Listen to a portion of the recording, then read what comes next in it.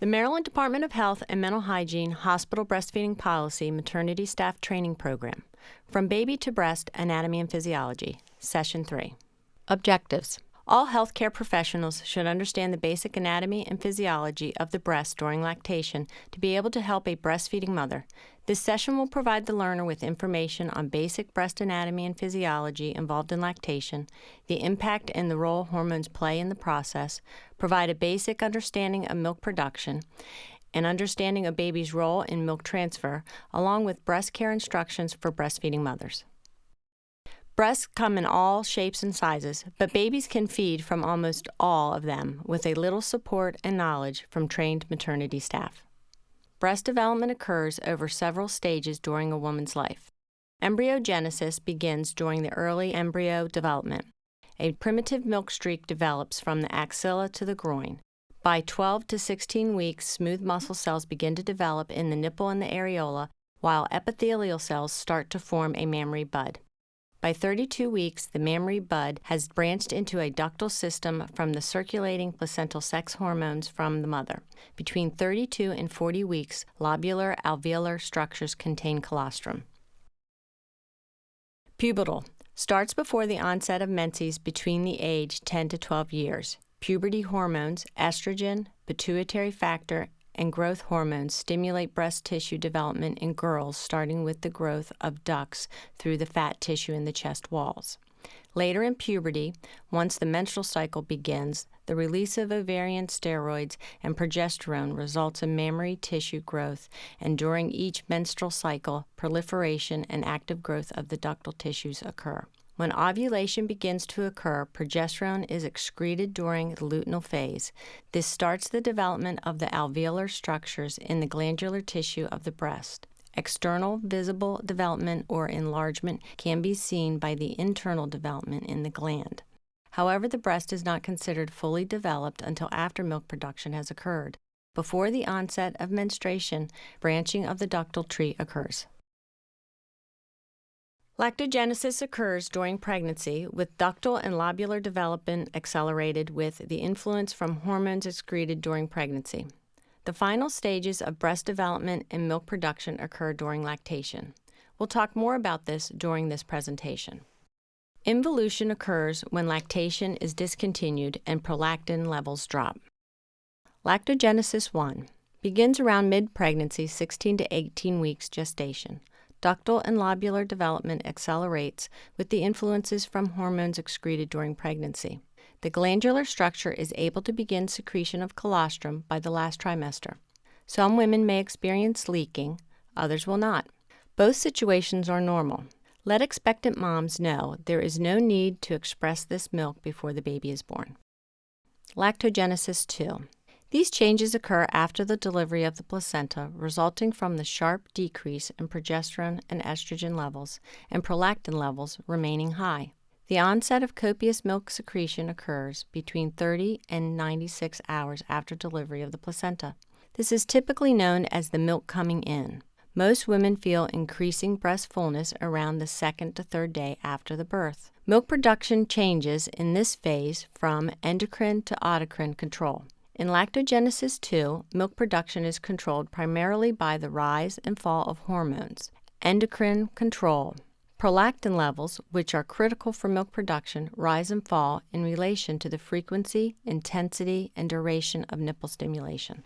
Lactogenesis 3, occurring between day 9 until involution. This is the milk production and maintenance phase under the autocrine control, which depends upon milk removal and direct nipple stimulation for prolactin release to occur. A feedback inhibitor of lactation, FIL, senses fullness of the breast and adjusts synthesis accordingly.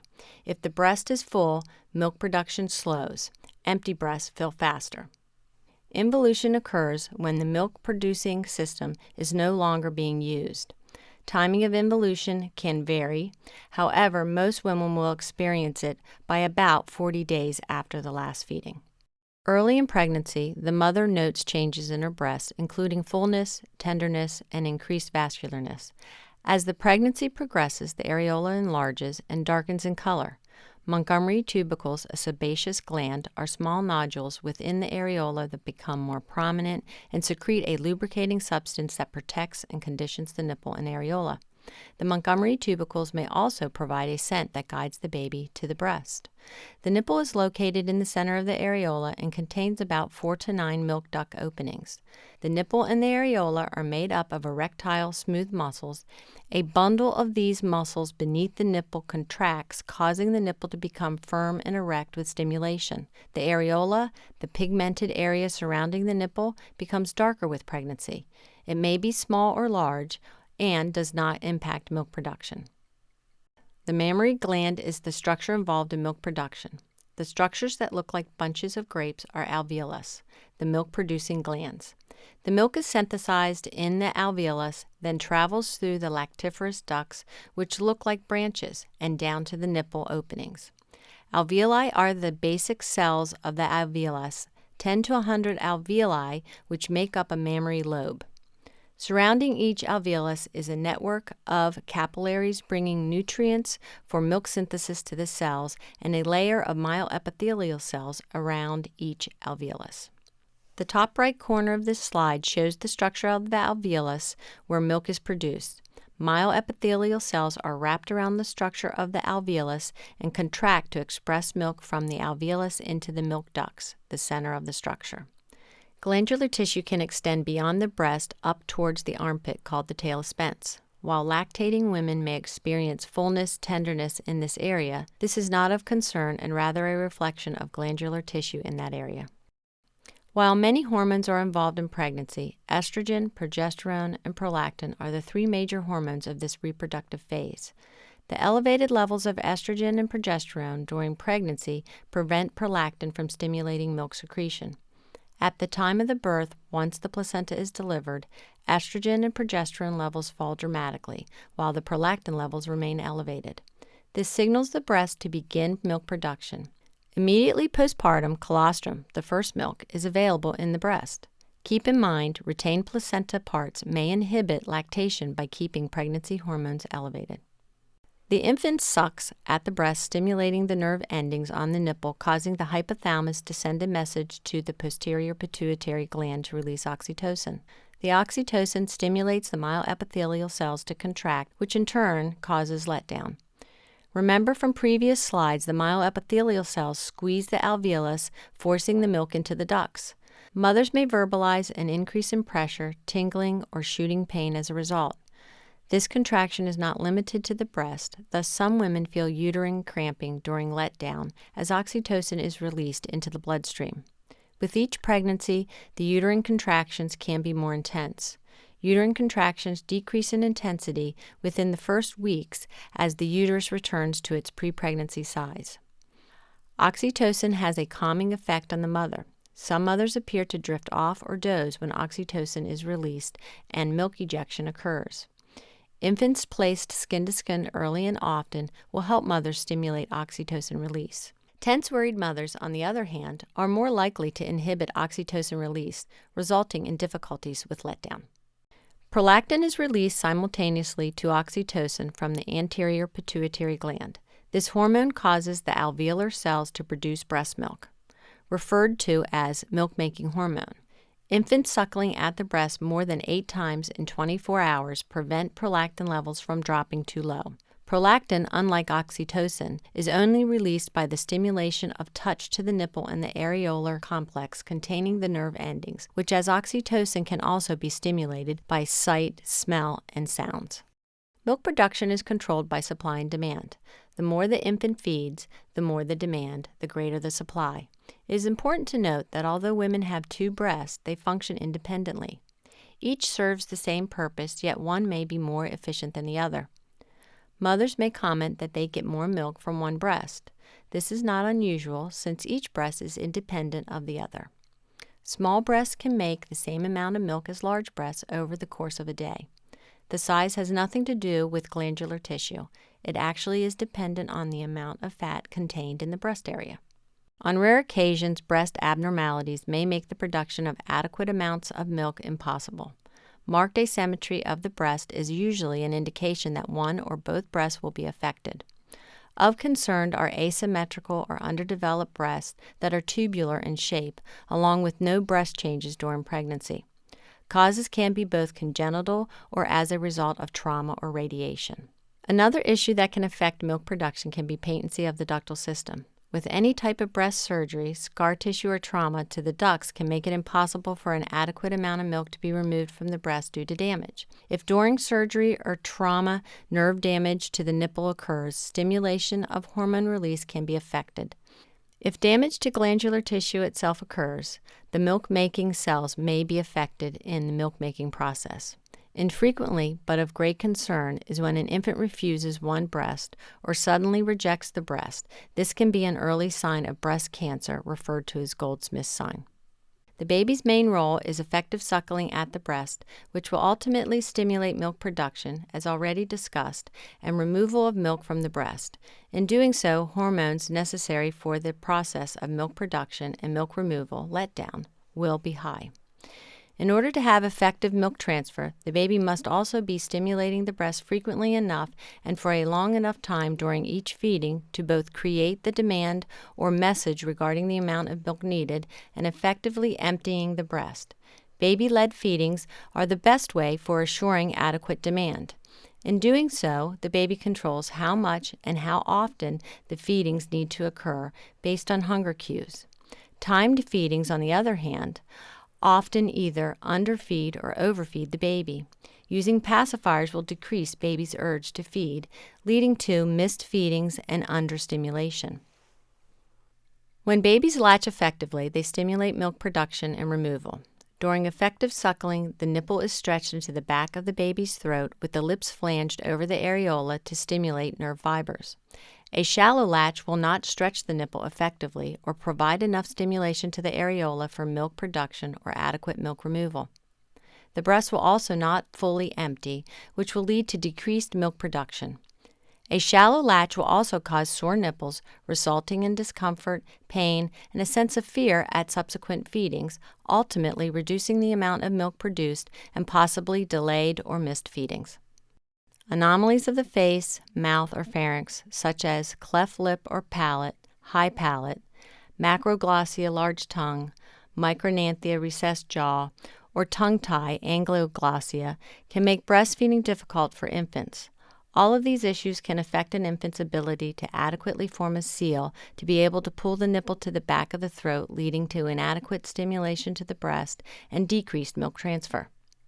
Muscle or nervous system dysfunctions, such as with Down syndrome, cerebral palsy, muscular dystrophy, intracranial hemorrhage, prematurity, asphyxia, or an infection affecting the central nervous system, can affect breast stimulation or milk transfer. Maternal medications or anesthesia during labor or pregnancy can lead to the infant or the mother to be too sleepy and miss feedings. Birth and hospital practices such as vacuum extraction or separation of baby and mother can lead to feeding issues. Bottles and pacifiers can lead to missed feedings, disruption of effective suckling and breastfeeding, decreased milk supply, and undue engorgement. Effective suckling and breast stimulation can also be reduced by sleepy infants, missed feedings, labor drugs, or prolonged separation from mothers. Pain and trauma related to improper latch can cause early weaning due to discomfort. Babies and mothers need to exclusively breastfeed to get plenty of practice learning the process. This also allows for adequate stimulation of the breast, resulting in maternal hormone production that is required for milk production. Allowing infants to feed on demand only on breast milk allows mothers to establish the best possible milk supply. Mother and baby should be kept together so that the mother can learn to respond to her baby's cues. In order for a mother to establish a good milk supply, the baby needs to feed at least 8 to 12 times in 24 hours. Focus on the number of feedings, not the spacing. By doing so, the baby is adequately fed and the mother's breasts are effectively stimulated. Each baby should determine frequency and duration of length of feedings as long as they are feeding at least 8 to 12 times in 24 hours. Newborns can feed on one breast only per session, both breasts per session, or both breasts then going back to the first towards the end of each feeding session. All these variations are common and normal and help to establish a good milk supply. When mothers and babies room in together, mothers more readily learn to respond to their baby's feeding cues. They should be taught to look for the infant sucking on its hands, rooting, licking, and starting to stir or wake up. When separated, mothers cannot respond to these early feeding cues, and in turn, feedings often occur at a time when babies are more agitated, making feedings or latching more difficult. When separated, the feedings can be easily missed, resulting in less stimulation to the mother's breast, causing a decrease in milk production. This also places the mother at risk for engorgement from inadequate milk removal. 24-hour rooming in has been shown to increase exclusive breastfeeding rates, increase the quality of maternal sleep, and decrease the amount of infant crying. A study from the Journal of Clinical Lactation found that exclusively breastfeeding mothers not only slept more hours during the night than other mothers, but also had more energy, better mood, and a greater sense of well-being. Being tired after recently giving birth is not an unusual circumstance. Hospitals should encourage and recommend that all babies room in regardless of a mother's feeding choice so she can learn how to care for her newborn both during the day and at night before going home from the hospital. A good latch is key for effective breast stimulation and maintenance of a good milk supply. When the infant is latched well, the chin touches the breast with the nose slightly or near slightly touching the breast. You should not see the chin or the nose away from the breast. The mouth is open wide like a yawn, with the upper and lower lips flanged. Lips should not be tucked in or a smacking sound heard. If the areola is large, more should be seen at the top of the breast, with the lower lip covering the bottom edges of the areola. The cheeks should be full and round. The mother should feel a deep tugging sensation at the breast, not a pinching at the nipple. Swallowing should be heard with none or minimal nipple discomfort. If there is breast discomfort with the initial latch, it should be feeling better as the feeding progresses, with no pain felt after 2 weeks. Baby should be nursing calmly with long, deep draws at the breast. Fast and frequent suckling with pulling on and off the breast are signs of a shallow latch. Repositioning may be needed to achieve a more effective latch. Emptying the breast 8 to 12 times a day is what regulates milk production. The emptying of the breast determines the rate of milk synthesis. The more the baby breastfeeds effectively and empties the breast, the more milk that is made. A breast that is too full and not emptied 8 to 12 times in 24 hours receives the signal to downregulate or shut off milk production. When the breast is too full for a prolonged period, the increased internal pressures in the breast decrease blood flow, causing the body to release a protein called feedback inhibitor of lactation, or FIL. This protein sends out the message to shut down cell production, causing death to the cells in the mammary gland that make breast milk. Formula feeding or pacifier use in the early days interferes with establishing a good milk supply. Feedings replaced by bottles or formula decrease stimulation to the breast, turning on the release of FIL, which kills the milk-making cells, thus decreasing prolactin levels. As the breast overfills with milk, the fat content decreases. When the baby goes to the breast the next time on the overfilled breast, the baby has more difficulties latching and is hungry sooner after the feeding ends because of the lower fat content in the milk. This often starts the cycle of the mother doubting her ability to make good breast milk that satisfies her baby and reinforces the notion that babies sleep better on formula. AAP recommendations: delay pacifier use for 1 month to ensure that breastfeeding is firmly established. Too often, pacifiers are used when a baby is giving feeding cues to its parents.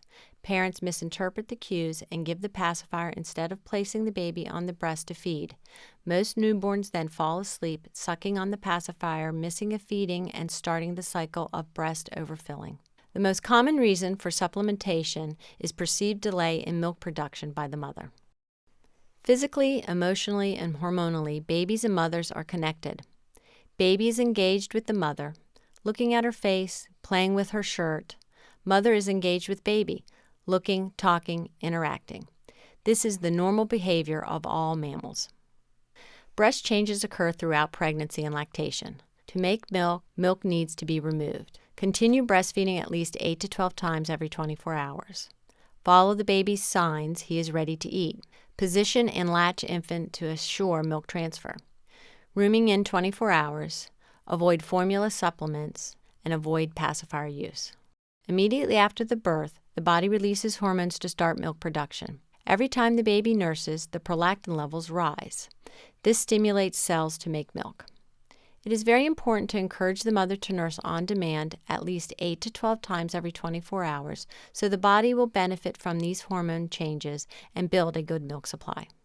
One of the most important parts of breastfeeding preparation is proper education prior to birth. Years ago, mothers were told to toughen up their nipples by rubbing them with towels. This is not necessary. There is no special preparation or care of the breast needed either before birth or prior to breastfeeding. A breast assessment should be done, paying attention to scars and flat or inverted nipples. Breasts should be assessed at the beginning of the pregnancy and between 25 and 30 weeks gestation. This assessment should include prenatal breastfeeding education and encouragement to attend a breastfeeding class or support groups. Physicians, nurses, and midwives have a lot of influence with their patients. Healthcare professionals recommending a mother breastfeeds carries more weight than family and friends.